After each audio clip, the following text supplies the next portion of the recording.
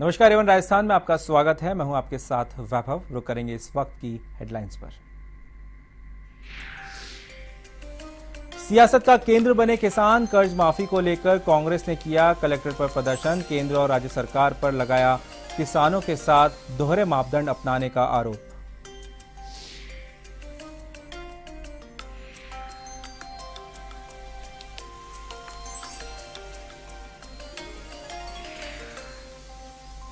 सीकर के बढ़ाडर गांव में जमीनी विवाद को लेकर हुई दो पक्षों में जंग। फायरिंग में एक युवक की हुई मौत। पुलिस कर रही है आरोपियों की तलाश।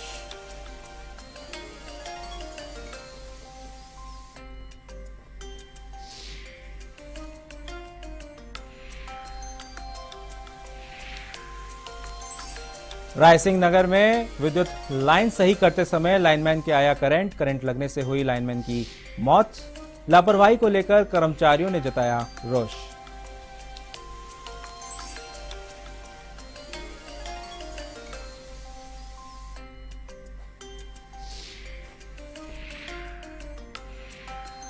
अलवर में काला कुआ क्षेत्र में गंदे पानी की हो रही सप्लाई। गुस्साए लोगों ने जयपुर रोड को किया जाम। पुलिस ने समझाइश कर खुलवाया जाम।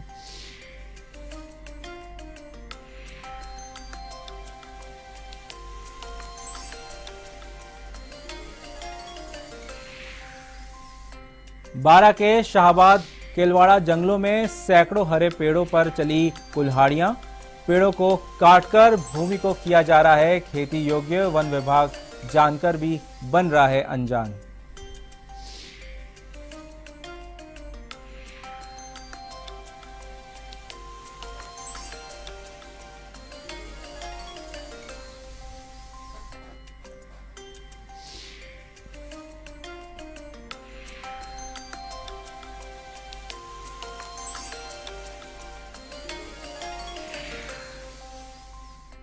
खबरें विस्तार से। अब किसानों के कर्ज माफी के मुद्दे को लेकर बुधवार को राजस्थान प्रदेश कांग्रेस कमेटी की ओर से जयपुर कलेक्ट्रेट पर विरोध प्रदर्शन किया, जिसके साथ ही प्रदेश के 33 जिला मुख्यालयों पर भी धरने का कार्यक्रम है। कलेक्ट्रेट पर प्रदेश नेतृत्व में बड़ी संख्या में कांग्रेस कार्यकर्ताओं ने विरोध प्रदर्शन में हिस्सा लिया और सरकार के खिलाफ जमकर नारेबाजी की। प्रदेश कांग्रेस कमेटी के अध्यक्ष सचिन पायलट ने मंगलवार को एक प्रेस वार्ता में आरोप लगाया था कि न तो केंद्र सरकार और न ही वसुंधरा सरकार किसानों की समस्याओं को लेकर गंभीर हैं। किसानों की मांगों को लेकर सीकर में आयोजित विशाल विरोध प्रदर्शन में अखिल भारतीय कांग्रेस कमेटी के महासचिव एवं राजस्थान प्रभारी अविनाश पांडे, पूर्व मुख्यमंत्री अशोक गहलोत, प्रदेश के सह प्रभारी सचिवगण, पूर्व मंत्रीगण सहित कांग्रेस के वरिष्ठ कांग्रेसजन शामिल हो रहे हैं। जयपुर में विरोध प्रदर्शन कर रहे प्रदेश कांग्रेस के पदाधिकारियों का कहना है कि राजस्थान में अभी तक 61 किसान आत्महत्या कर चुके हैं, लेकिन राज्य सरकार का एक भी जिम्मेदार मंत्री मृतक किसान के घर नहीं गया है। उन्होंने कहा कि मोदी सरकार और वसुंधरा सरकार ने बीते 3 सालों में किसानों को किसी भी प्रकार की कोई राहत नहीं दी है। उन्होंने कहा कि न तो किसानों को फसलों का कोई उचित समर्थन मूल्य मिल पा रहा है और न ही फसल पर बोनस मिल पा रहा है। उन्होंने आरोप लगाया कि केंद्र के मंत्री और बीजेपी शासित राज्यों के मुख्यमंत्री किसानों को लेकर दोहरा मापदंड अपना रहे हैं। उन्होंने कहा कि भाजपा को किसानों की मांगों को लेकर आत्मचिंतन करना चाहिए, नहीं तो आने वाले दिनों में किसानों, दलितों, नौजवानों के आक्रोश का भाजपा सरकार को करना असर पड़ जाएगा।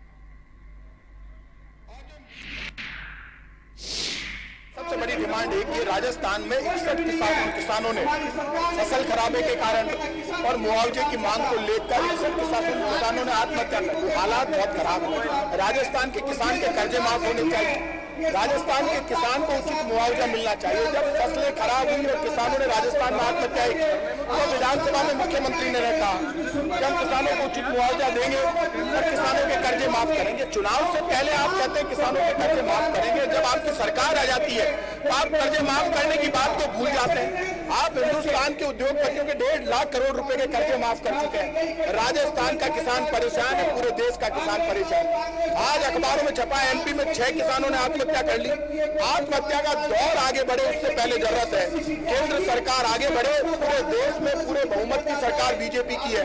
पूरे देश के किसानों का एक साथ कर्जा माफ कर दे। राजस्थान में कांग्रेस आज सड़कों पर है।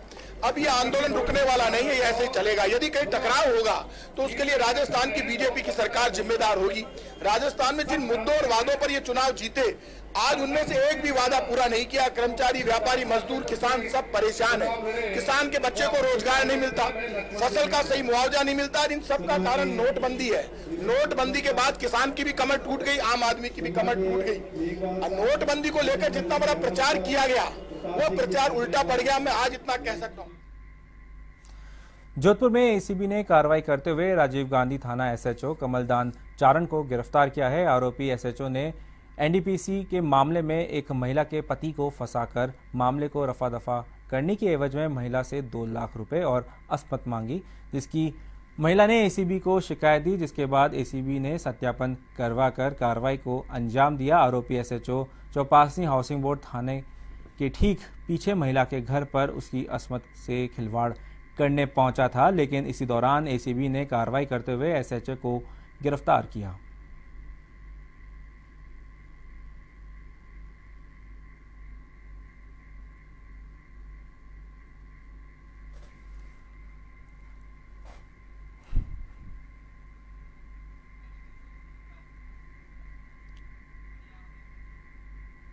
सीकर के सदर थाना इलाके के बढ़ाडर गांव में जमीनी विवाद को लेकर हुए झगड़े में एक युवक की मौत हो गई। पुलिस ने शव का पोस्टमार्टम करवाकर शव परिजनों के सुपुर्द कर दिया। वहीं पुलिस ने आरोपियों की तलाश कर रही है। जानकारी के अनुसार दोनों पक्षों में जमीनी विवाद को लेकर काफी दिनों से मामला चल रहा था। कोर्ट का फैसला आने के बाद जमीन पर कब्जा करने की कोशिश में दोनों पक्षों में झगड़ा हो गया। झगड़े में हुई फायरिंग से सुरजाराम निवासी परडोली की मौत हो गई। वहीं घटना के बाद से ही आरोपी फरार हैं। पुलिस आरोपियों की तलाश कर रही है।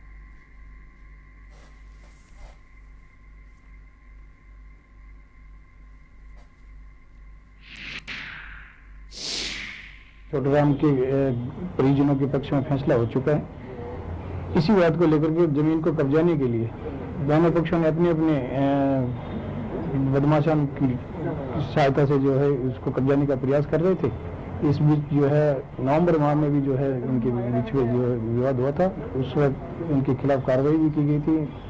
तत्पश्चात 145 में कोर्ट करने का भी इस तरह से पेश न्यायालय में उसी वक्त हो चुका था। और अभी जो हाल ही में पुनः जो इनके बीच में विवाद हुआ और कल रात्रि में दोनों गुट के लड़कों के बीच में आपस में जो खबर रायसिंह नगर से है, जहां विद्युत निगम की लापरवाही के चलते करंट लगने से लाइनमैन की मौत हो गई। जानकारी के अनुसार ट्रक यूनियन के नजदीक वीएमपीएम स्कूल के पास विद्युत लाइन को ठीक कर रहा था। लाइनमैन ट्रांसफार्मर में तार लगाने के लिए पोल पर चढ़ा तो 11,000 केवी की चपेट में आ गया। इसे करंट लगने से वह नीचे गिर गया और इससे उसकी मौत हो गई। वहीं इस घटना से कर्मचारियों में रोष। अलवर के जयपुर रोड स्थित काला कुआं क्षेत्र में गंदे पानी की समस्या को लेकर लोगों में रोष व्याप्त है। लोगों का धैर्य का बांध टूट गया और जयपुर रोड पर सड़क मार्ग जाम कर दिया। इससे वाहनों की लंबी कतार लग गई। सूचना के बाद अरावली विहार थाना पुलिस मौके पर पहुंची। लोगों को कहना है कि नाली नहीं बनने से पाइपलाइन से गंदे पानी की सप्लाई हो रही है। कई बार शिकायत करने के बाद भी कोई समाधान नहीं किया गया। थाना प्रभारी शीशराम मीणा ने बताया कि जलदाय विभाग के अधिकारियों को समस्याओं से अवगत करा दिया है। विभाग ने शीघ्र ही समस्याओं का समाधान करने का आश्वासन लोगों को दिया है।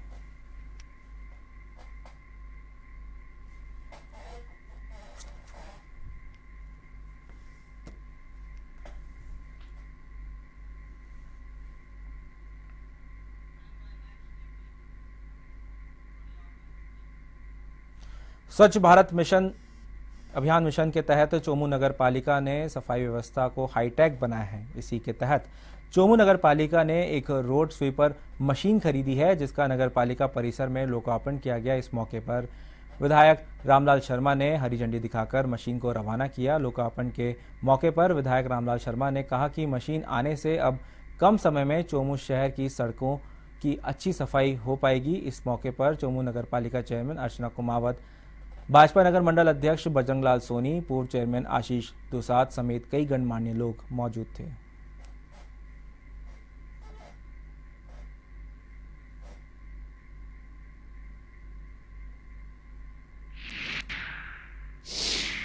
भारत अभियान के तहत नगर पालिका चौमुम ने एक रोड स्वीपर मशीन क्रय की है और इस मशीन के आने से जो मोदी जी के पूरे देश भर के लोगों से जो आह्वान किया था स्वच्छ भारत के लिए, तो उस क्षेत्र के अंदर एक नया कदम होगा। आधुनिक तकनीकी के आधार पर किस तरीके से कम समय के अंदर अधिक क्षेत्र को हम साफ सुथरा रख सकते हैं। राजस्थान में जहां एक तरफ आए दिन पुलिस की कार्यप्रणाली पर सवाल उठ रहे हैं, लेकिन फतेहपुर में ध्रुव को सकुशल बरामद करने के बाद पुलिस ने जनता का विश्वास जीता है। इसी के चलते लोगों ने पुलिस के जवानों का अभिनंदन किया। गीता भवन में फतेहपुर के थानाधिकारी महावीर राठौड़ व रामगढ़ थानाधिकारी रमेश मीणा को शॉल व राजस्थान की शान साफा उड़ाकर अभिनंदन पत्र देकर सम्मानित किया। वहीं थानाधिकारी महावीर सिंह राठौड़ ने कहा कि ध्रुव अपहरण मामले में 8 दिनों तक पुलिस पर फतेहपुर की लोगों ने भरोसा किया, इसके लिए उनका धन्यवाद। आखिर ऐसे कम ही मौके होते हैं जहां शहरवासी पुलिस को सम्मान करते हैं।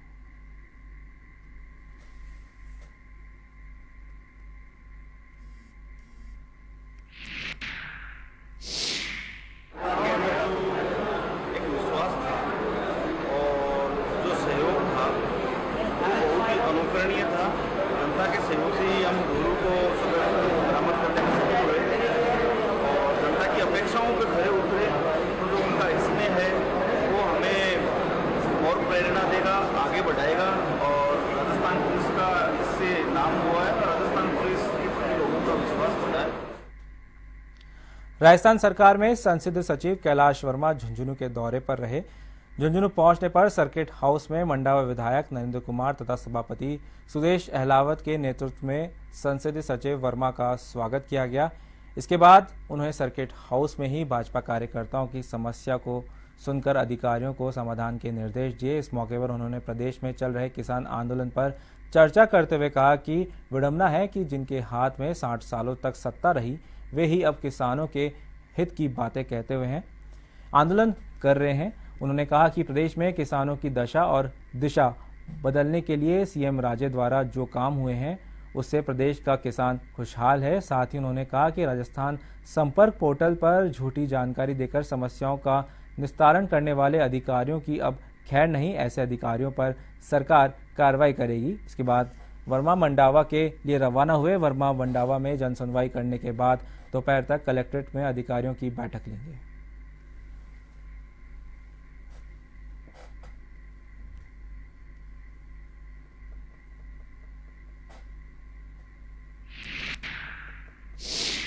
आप लोग भी जानते हो जब 60 साल उन्होंने राज किया, उनके साथ में क्या रहा, जब उनको किसानों की चिंता नहीं थी।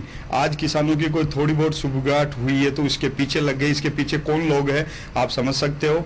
हम आंदोलन को भी पूरी तरीके से किसान हित के अंदर उनकी कहीं पे कोई बात होगी तो उनकी सार्थकता के रूप में जिले स्तर के ऊपर हम हमारे प्रतिनिधि, हमारे मिनिस्टर प्रत्येक जिले के अंदर सामान्य मुख्यमंत्री जी ने भिजवाए हैं। और विशेषकर हमारी सार्थकता रहेगी कि ज्ञापन के माध्यम से किसानों की जो भी समस्याएं आएगी उसको पूरी तरीके से निपटने का प्रयास करें। भिलवाड़ा शहर के भवानी नगर सर्किल के पास मंगलवार देर रात एक युवक के साथ हथियारबंद लोगों ने हमला कर उसकी बाइक को आग लगा दी। घायल युवक को जिला अस्पताल में भर्ती कराया गया। वहीं संवेदनशील इलाका होने के कारण प्रशासन ने वहां भारी पुलिस बल तैनात कर दिया है। सीओ सिटी राजेंद्र सिंह त्यागी ने बताया कि तेजाजी चौक निवासी इसरार खान उर्फ लादू पठान मंगलवार रात हलेड़ रोड गत्ता फैक्ट्री के पीछे स्थित अपने खेत से बाइक पर अपने घर लौट रहा था। इसी दौरान भवानी नगर सर्किल के नज़दीक असामाजिक तत्वों ने उस पर तलवार से हमला कर दिया। हमले के बाद उन्होंने मोटरसाइकिल को भी आग लगा दी। हमले में घायल लादू को जिला अस्पताल में भर्ती कराया गया। वहीं घटना को देखते हुए संवेदनशील इलाकों में चौकसी बढ़ा दी गई।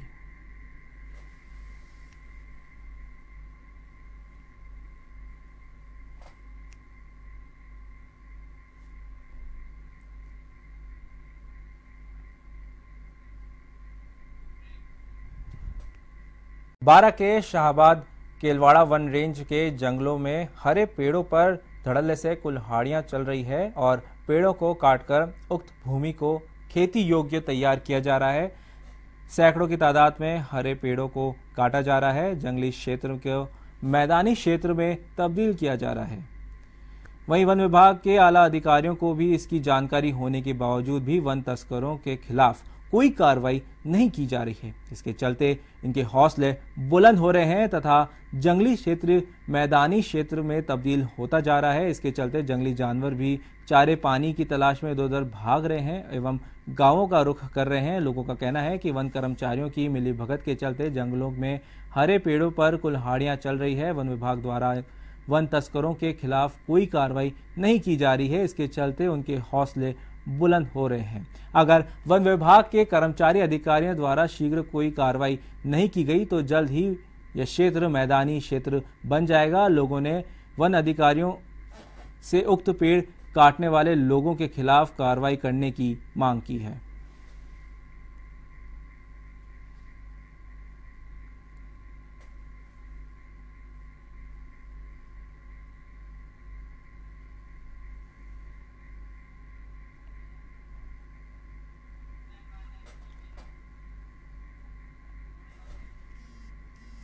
पीसीसी चीफ सचिन पायलट सीकर में जनसभा को संबोधित करते जाते समय रिंगस में रुके, जहां कांग्रेसी कार्यकर्ताओं ने पायलट और नेता प्रतिपक्ष रामेश्वर डूडी का स्वागत किया। वहीं सचिन पायलट ने भी सभी का अभिवादन स्वीकार किया। आपको बता दें कि कांग्रेस की ओर से कृषि मंडी में किसानों की कर्ज माफी सहित विभिन्न मांगों को लेकर विशाल सभा का आयोजन किया गया है, जिसको लेकर पायलट सहित कांग्रेस के राजस्थान प्रभारी अविनाश पांडे, पूर्व मुख्यमंत्री अशोक गहलोत सहित सीकर के स्थानीय नेता नारायण सिंह चौधरी, विधायक गोविंद सिंह डोटासरा, पूर्व केंद्रीय मंत्री सुभाष महरिया, पूर्व केंद्रीय मंत्री महादेव सिंह खंडेला, पूर्व विधानसभा अध्यक्ष दीपेंद्र सिंह, परशुराम मोदिया भी संबोधित करेंगे।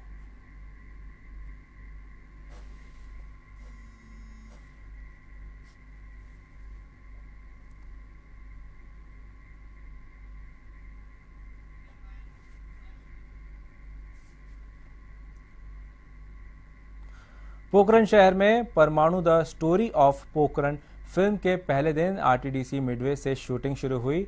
लाल पत्थरों से निर्मित मिडवे के एक कमरे में विशेष शूटिंग की जा रही है। बॉलीवुड अभिनेता जॉन अब्राहिम, बोमन ईरानी, अभिनेत्री डायना पेंटी 16 जून की शाम तक पोखरण आने की चर्चाएं हैं।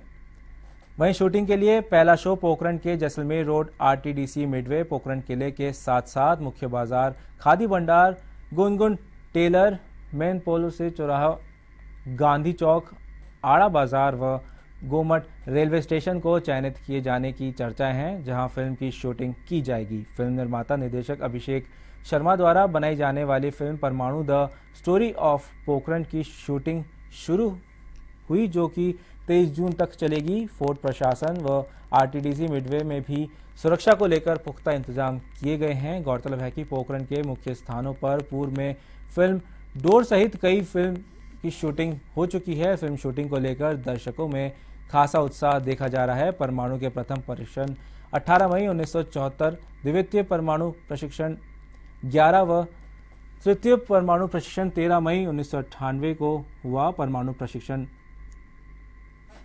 परीक्षणों को याद को ताज़ा करने के लिए बॉलीवुड अभिनेता जॉन अब्राहिम परमाणु the story of Pokhran film बना रहे हैं, जिसकी शूटिंग शुरू हो गई है।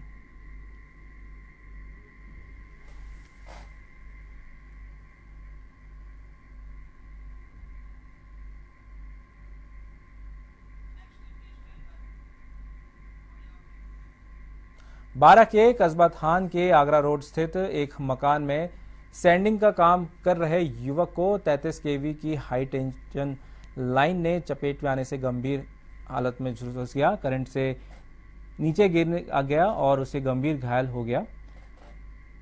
गंभीर हालत में उसे अस्पताल के भर्ती कराया गया, जहां से उसे बारा रेफर कर दिया गया है। जानकारी के अनुसार मकान के ऊपर सैंडिंग का कार्य करते समय धनराज के 33 केवी हाई टेंशन लाइन की चपेट में आ गया। इससे गंभीर हालत में वो झुलस गया और ऊपर से नीचे गिर गया। घायल अवस्था में उसे अस्पताल में भर्ती कराया गया।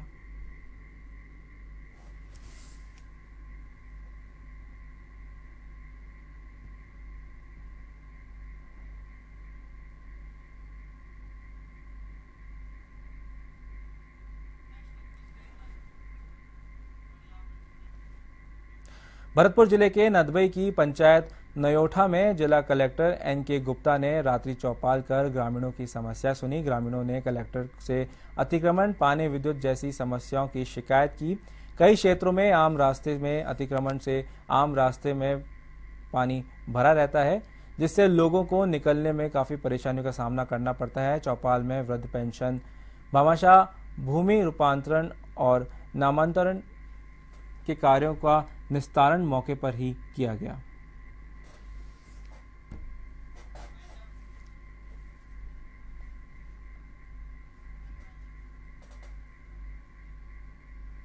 एवं राजस्थान में फिलहाल इतना ही। खबरों का सिलसिला जारी रहेगा। आप देखते रहिए A1 टीवी। नमस्कार।